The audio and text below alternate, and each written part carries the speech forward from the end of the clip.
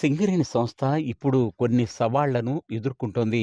ముఖ్యంగా బొగ్గు అమ్మకం మార్కెట్లో ఇతర కంపెనీల నుంచి గట్టి పోటీని ఎదుర్కొంటోంది. ఈ పోటీని ఎదుర్కొని సింగరేణి సంస్థను రక్షించుకోవాలన్న ఉద్దేశంతో రాష్ట్ర ప్రభుత్వం కార్మికుల్ని చైతన్యపరచడం కోసం మల్టీ డిపార్ట్మెంటల్ టీమ్ సమావేశాలు ఏర్పాటు చేయాలని సింగరేణి యాజమాన్యాన్ని ఆదేశించింది.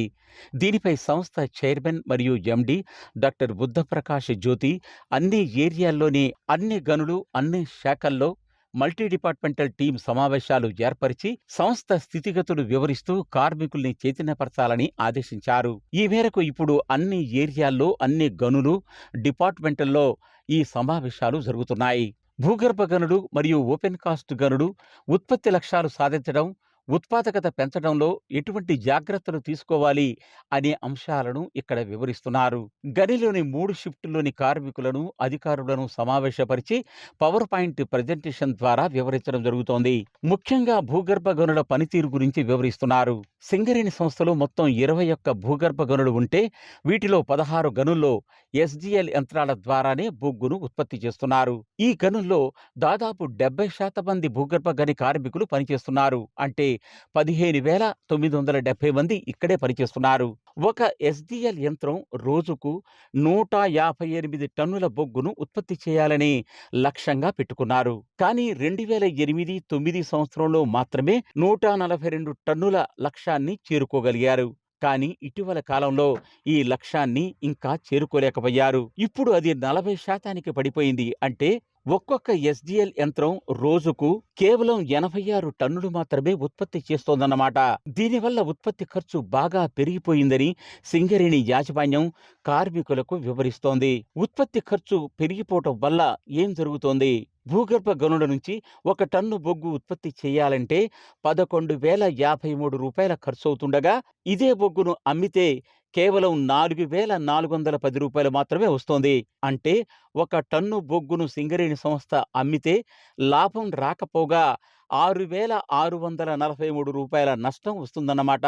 ఈ రకంగా 2025-26 ఆర్థిక సంవత్సరంలో మొత్తం 2,749 కోట్ల రూపాయల నష్టం భూగర్భ గనుల్లో వచ్చింది.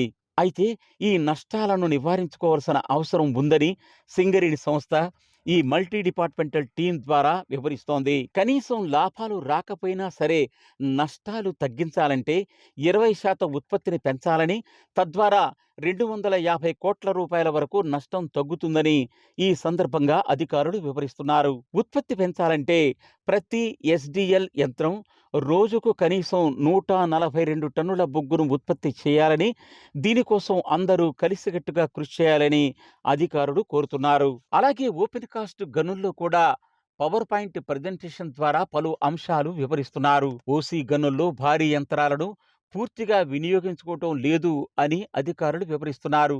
భారీ షవల్స్ 100% వినియోగించుకోవాల్సి ఉండగా ఇప్పుడు కేవలం 71% మాత్రమే వినియోగిస్తున్నారని, దీనికి ప్రధాన కారణం ఆలస్యంగా పని ప్రారంభించడం, ముందుగానే డ్యూటీని ముగించడం, లేదా రిపేర్లు, బ్రేక్ డౌన్లు సుదీర్ఘంగా ఎక్కువ సమయం తీసుకోవడం వంటి కారణాలుగా యాజమాన్యం పేర్కొంటోంది.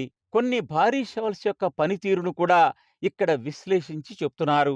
ఉదాహరణకు 15 క్యూబిక్ మీటర్ల భారీ షవల్ రోజుకు 800 క్యూబిక్ మీటర్లను ఉత్పత్తి చేయాల్సి ఉంటుంది. అయితే ఇప్పుడు అది కేవలం 569 క్యూబిక్ మీటర్లు మాత్రమే ఉత్పత్తి చేస్తోంది. అంతేకాదు రోజుకు ఇవ్వబడిన 18 గంటల లక్ష్యం ఉంటే అంతకంటే తక్కువగా కేవలం 13 గంటలు మాత్రమే షవల్స్ పనిచేస్తున్నాయి. అందువల్లనే ఉత్పత్తి తగ్గిపోతోంది. అలాగే 12 క్యూబిక్ మీటర్ల షవల్ 18 గంటలకు గాను కేవలం 9.4 గంటలు మాత్రమే పనిచేస్తోంది. 11 క్యూబిక్ మీటర్ల షవల్ 11.7 గంటలు, 6.5 క్యూబిక్ మీటర్ల షవల్ 13.4 గంటలు, 5 క్యూబిక్ మీటర్ల షవల్ 12 గంటలు, 3 క్యూబిక్ మీటర్ల షవల్ 11.8 గంటలు మాత్రమే పనిచేస్తున్నాయి. దీనివల్ల ఓవర్ బర్డెన్ తొలగింపు, బొగ్గు తొలగింపులో చాలా వెనకబాటుతనం కనిపిస్తోంది. కాబట్టి షవల్స్ ఉత్పాదకత 20% పెంచితే నెలకు 13.60 లక్షల క్యూబిక్ మీటర్ల అదనపు ఉత్పత్తి అవుతుందని, తద్వారా ఖర్చు తగ్గుతుందని ఈ సమావేశాల్లో వివరిస్తున్నారు. స్థూలంగా వివరించాలంటే ఇప్పుడు భారీ యంత్రాలు సగటున 20 గంటలు పనిచేయాల్సి ఉండగా 12 గంటలు మాత్రమే పనిచేస్తున్నాయని, మరో 8 గంటలు నిరుపయోగంగా ఉన్నాయి కాబట్టి వాటిలో కనీసం 4 గంటలు వినియోగించినట్లయితే 22 లక్షల క్యూబిక్ మీటర్ల అదనపు ఉత్పత్తి సాధించవచ్చని, తద్వారా ఉత్పత్తి ఖర్చు తగ్గించవచ్చని అధికారులు వివరిస్తున్నారు.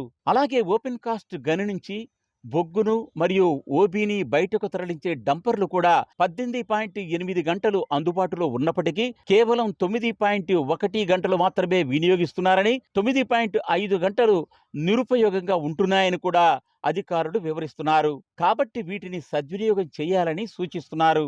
అలాగే మరో ఆసక్తికరమైన విషయాన్ని కూడా మల్టీ డిపార్ట్మెంట్ టీం సమావేశాల్లో కార్మికులకు వివరిస్తున్నారు. సింగరేణి సంస్థ తన ఎక్విప్మెంట్తో 1 క్యూబిక్ మీటర్ మట్టి తీయడానికి ₹454 ఖర్చు చేస్తుండగా, అదే ప్రైవేటు కంపెనీ వారు దాదాపు 3 రెట్లు తక్కువ ఖర్చు అనగా ₹150కే ఉత్పత్తి చేస్తున్నారని, ఈ విషయంపై కార్మికులు, అధికారులు ఆలోచించాలని మల్టీ డిపార్ట్మెంటల్ టీం సమావేశాల్లో ఆలోచన రేకెత్తిస్తున్నారు.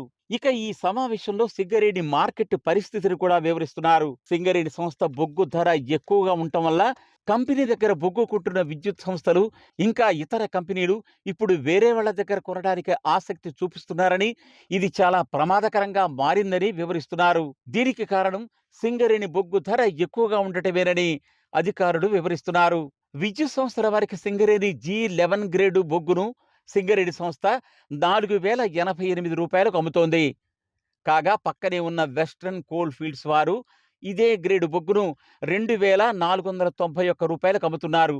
అంటే దాదాపు ₹1500 తక్కువకు అమ్ముతున్నారన్నమాట. అంటే దాదాపు ₹1500 తక్కువకి అమ్ముతున్నారన్నమాట. ఇక ఇతర సంస్థలకు ఇదే బొగ్గును సింగరేణి సంస్థ ₹5513కు అమ్ముతుంటే, వెస్ట్రన్ కోల్ ఫీల్డ్స్ వారు ₹2869కి, కోల్ ఇండియా వాళ్ళు ఇంకా తక్కువగా ₹1908కే అమ్ముతున్నారు.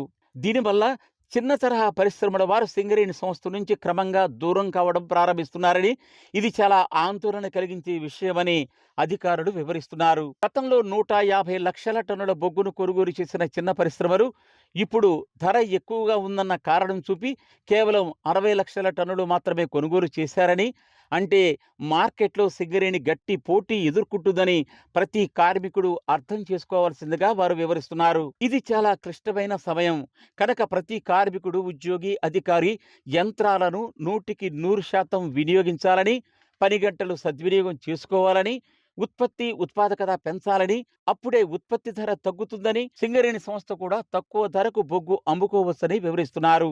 ఈ సమావేశాలు కార్మికులను, అధికారులను ఎంతగానో ఆలోచింపజేస్తున్నాయి. కొంతమంది కార్మికులు, అధికారులు కూడా ఉత్పాదకత, నాణ్యత పెంచడానికి పలు సూచనలు చేస్తున్నారు. ఈ సమావేశాలు అన్ని గనులు, డిపార్ట్మెంట్లలో 3 షిఫ్టుల్లో విజయవంతంగా నిర్వహిస్తున్నారు.